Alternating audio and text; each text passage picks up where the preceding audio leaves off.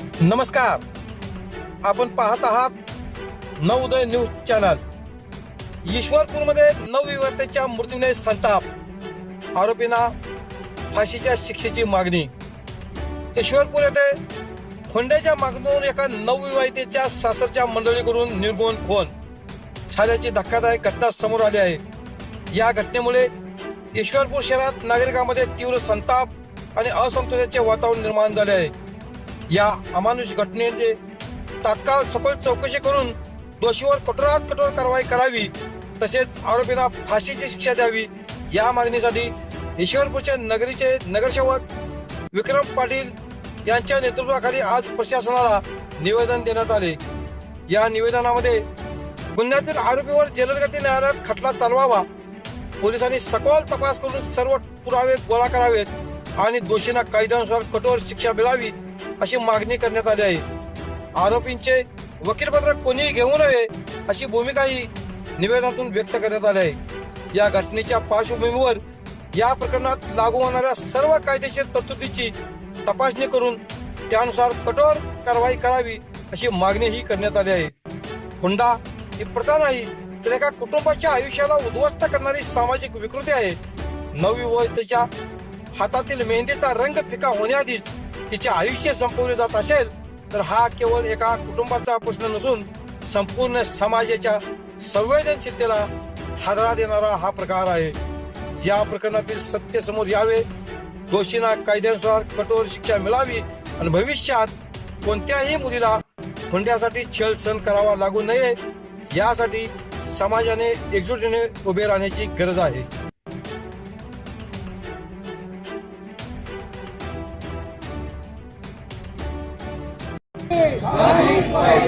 आरोपीला फाशी झालीच पाहिजे, आरोपीला फाशी झालीच पाहिजे। आपण आपल्यातल्याच एका महिलेला, आपल्याच भगिनीला न्याय देण्यासाठी आपल्या आदरणीय नेते विक्रमभाऊ पाटील यांच्या नेतृत्वाखाली इथे उपस्थित आहोत। तर 2 दिवसापूर्वी आपल्याच उरून ईश्वरपूर या शहरात, ईश्वरपूर शहराला काळीमा फासणारी गोष्ट या ठिकाणी घडलेली आहे। त्याचाच निषेधार्थ आपण इथे जमलेलो आहे। सर्वप्रथम मी त्या भगिनीला भावपूर्ण श्रद्धांजली अर्पण करते आणि तिच्या कुटुंबाला, तिच्या आई वडिलांना हे दुःख सहन करण्याची ताकद परमेश्वर देवो अशी प्रार्थना व्यक्त करते। एका बापाने लाडात वाढवलेली लेक, एका आईच्या काळजाचा तुकडा, या नराधमांनी एका क्षणात तिचा जीव घालवला, यासारखी लाजिरवाणी गोष्ट काही नाहीये। हुंडा देणं आणि घेणं ही दोन्ही सुद्धा कायदेशीररित्या गुन्हाच आहे। आज त्या भगिनीवर ही वेळ आली, उद्या आपल्या घरातल्या कुठल्याही महिलेवर, भगिनीवर अशी वेळ येऊ शकते। त्यामुळे ज्या वेळी अशी घटना घडेल त्यावेळी आपण या गोष्टीवरती आवाज उठवणं, या शहराला काळीमा फासण्याचं काम त्या कुटुंबाने या शहरामध्ये केलेलं आहे। काय चूक त्या मुलीची 3 महिन्यापूर्वी मे मध्ये त्या मुलीचं लग्न झालेलं होतं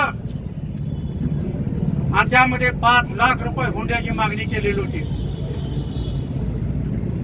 ते बिचारं कुटुंब गरीब होतं। ईश्वरपूर शहरात मुलगा राहत असून तो कर्तृत्वान असो, आहे असं समजून आपल्या मुलीला सुख त्या ठिकाणी मिळेल एकाच उद्देशानं त्या मुलीच्या आईवडिलांनी या ठिकाणी त्या मुलीला दिलं। लग्नाच्या वेळी 2.5 लाख रुपये त्यांना रोख स्वरूपात दिले आणि राहिलेले पैसे जमीन विकून त्या ठिकाणी त्यांनी देतो म्हणून सांगितलं होतं। जमिनीला गिराईक मिळालं नाही, पैसे द्यायला वेळ होत चालला आणि या मुलीला सारखा घरी त्रास देण्याचं त्या ठिकाणी चालू केलं आणि पैसे मिळत नाहीत, वेळ होत चाललाय आणि त्या मुलीवरती नको ते आरोप खून केल्यानंतर त्यांनी केले गुन्ह्यातून बचाव होण्यासाठी आणि त्या मुलीची हत्या करून खून पचवायच्या नादात ते होती. अतिशय भयानक पद्धतीने त्या मुलीची हत्या केली. ही हत्या करत असताना ड्रिल मिशन, त्या ड्रिल मिशननं पुढे होल पाडलेलं होतं. या ठिकाणी पाठीमागून होल पाडलेलं होतं. अनेक व्यथा सहन करत करत त्या मुलीने प्राण सोडला. अशा नराधमाला फाशीची शिक्षा तर झालीच पाहिजे आणि या प्रवृत्ती पुन्हा जन्माला आल्या न पाहिजेत आणि कुठल्याही घरामध्ये असल्या व्यक्ती या ठिकाणी नको आहेत. जैनब खान या नववीत मुलीला न्याय. जैनब खान हिचा निग्रो हत्या करणाऱ्या आरोपींना शिक्षा.